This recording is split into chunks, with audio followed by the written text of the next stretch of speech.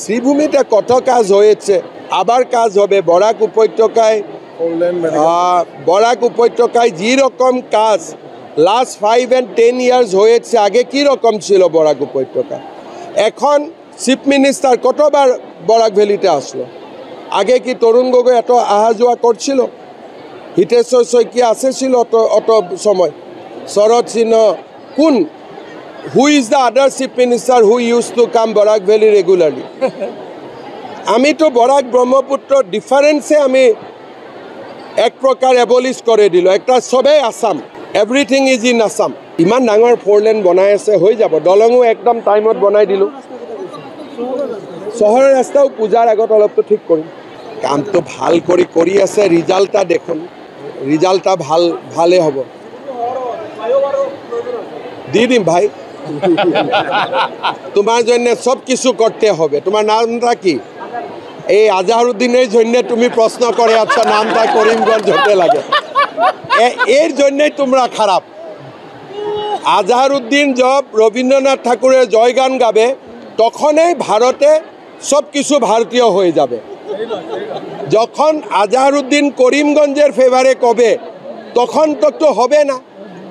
এই জন্য আমি বলেছি আজহারউদ্দিনও আপনিও রবীন্দ্রনাথ ঠাকুরের পক্ষে খাড়া হন, তখনই হিন্দু মুসলিমরা এক হয়ে যাবে।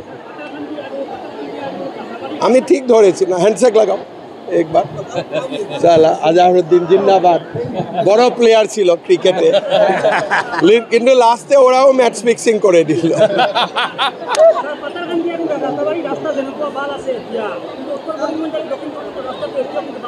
হয়ে যাবে ভালো। কি নাম তোমার?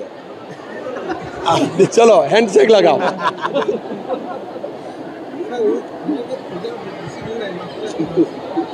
পূজাৰ আগতে মই যিমান পাৰোঁ কৰি শ্ৰীভূমি টাউনৰ ৰাস্তা ঠিক কৰি দিম।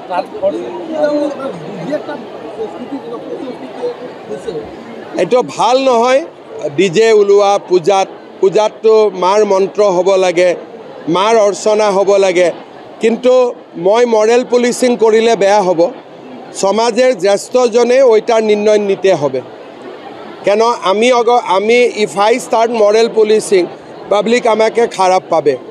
এইটা জ্যেষ্ঠজনের দায়িত্ব। আমার অনুরোধ থাকবে কি জ্যেষ্ঠজন আমার হিন্দু সংস্কৃতিকে পিওর और পারফেক্ট করে ধরে রাখেন। আপনারা নবপ্রজন্মকে অ্যাডভাইস করেন কি ডিজে ইজে ভালো কথা না।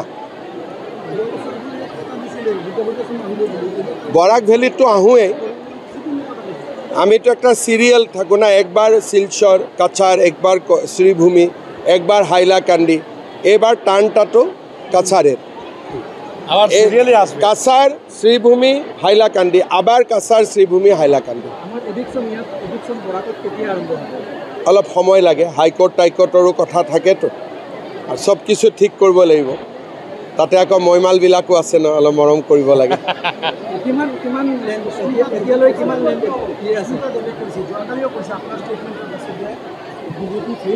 সুস্মিতা দেৱক আমি এতিয়া পশ্চিমবংগলৈকে পঠাই দিলোঁ। She is now our guest, so we'll respect her as a guest. She has already gone to West Bengal, মমতা দিদির কাছে। কোয়াটো কোনো মই বাধা নাই, কিন্তু গেস্ট কতটা বলতে পারে ওইটার নির্ণয় আপনিই নিয়ে নেন। এখন তো ওরা আমার অতিথি কতটা বলার অধিকার আছে, ওই লক্ষ্মণ রেখাটা আপনি জানেন, ওনাকে বলে দিব। এখন ও আমার অতিথির সম্মান দেওয়া আমার দায়িত্ব।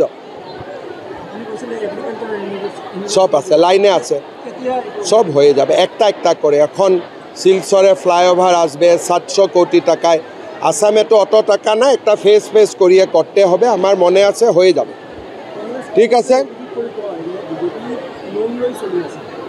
যিকোনো খবৰৰ বাবে যোগাযোগ কৰক 7099017330 লগতে 7099017110 নম্বৰত।